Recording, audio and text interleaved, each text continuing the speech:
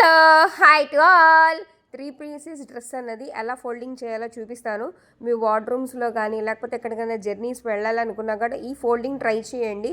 చాలా చాలా బాగుంటుంది. రెగ్యులర్ కాకుండా మనం ఎప్పుడైనా సరే ఎక్కువగా ఆ డ్రెస్సెస్ తీము అనుకున్నప్పుడు ఈ ఫోల్డింగ్స్ ట్రై చేయండి. నార్మల్గా అయితే అందరూ ఇలానే ఫోల్డ్ చేస్తారు.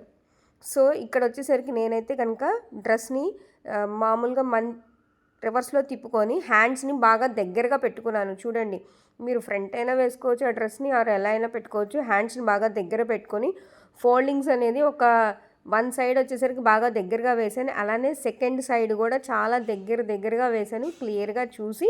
సో ఇక్కడే మీరు చున్నీ అండ్ ప్యాంట్ బాటమ్ కూడాను చాలా చిన్న ఫోల్డింగ్స్ వేసుకోవాలి.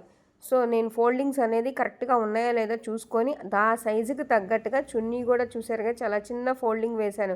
ఇలా ఫోల్డింగ్స్ అన్ని పెట్టుకొని బాటము, చున్నీ అండ్ టాప్ కూడా ఇక్కడ నేను ఇంకో వీడియో కూడా పెట్టాను. సో దగ్గరగా క్లియర్గా కనపడిద్ది అని చెప్పి ఈ ఫోల్డింగ్స్ని మనం ఇందాక ఫోల్డ్ చేసాం కదండి, కొంచెం ఫోల్డ్ చేసుకొని దాంట్లోకి ఇక్కడ రివర్స్లో మీకు ఫోల్డింగ్ చేసి మీ క్లియర్గా కనబడుతుంది. చూసి చేయండి. ఇదైతే హ్యాక్ చాలా బాగుంది. అండ్ అసలు మీరంతటి మీరు డ్రెస్ని ఓపెన్ చేస్తే తప్ప ఆ డ్రెస్లో ఉన్నాయి ఇన్నర్ వేర్ కూడా పెట్టేసుకోవచ్చు. ఎక్కడికైనా జర్నీకి వెళ్తున్నప్పుడు 3 పీస్ ఫోల్డింగ్ సెట్ అనేది డ్రెస్కి చాలా చాలా బాగుందన్నమాట. ఇలా ఫోల్డ్ చేసి పెట్టేసుకున్నారంటే మీ వార్డ్రూమ్ నీట్గా ఉంటుంది. ఎక్కడికైనా జర్నీస్కి కూడా మీరు సెట్గా తీసుకొని వెళ్ళచ్చు.